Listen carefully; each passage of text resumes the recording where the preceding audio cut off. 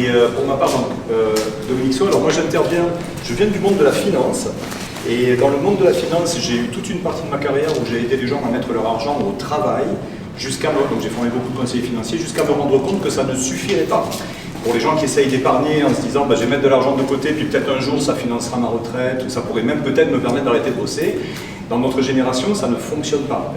La capacité financière des gens n'est pas suffisante pour placer beaucoup, sauf un héritage ou autre, donc dans le cas général. Et puis les rendements des placements ne suffisent pas. Du coup, la diversification de revenus d'activité devient une clé. Autrement dit, comment je pourrais rajouter des revenus en parallèle de ce que je fais déjà. Éventuellement un job, ou en tout cas réfléchir à tout ce qui va permettre de ne, on en parlait il y a une minute, de ne pas avoir une seule source de revenus. Est-ce que vous êtes sensibilisé sur ce type de thème? Donc on m'avait demandé de faire une intro, mais je préfère vous mettre un peu un plan.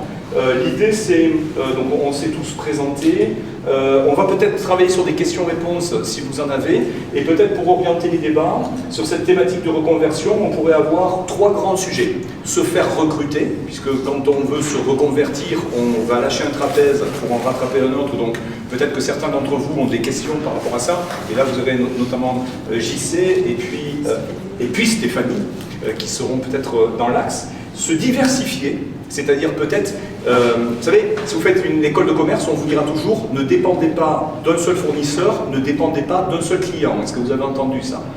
Eh bien, moi j'ai pris conscience, j'avais 34 ans, je suis un garçon un peu lent, que je dépendais quand j'avais une super, j'adorais ma carrière, mais le problème c'est que j'ai pris conscience du fait que je dépendais d'un employeur.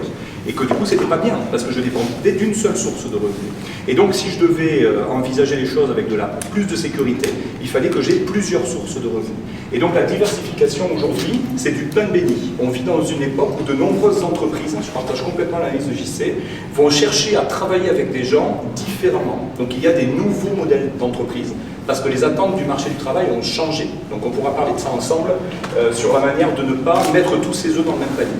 Et la troisième idée éventuellement, c'est les transitions de carrière.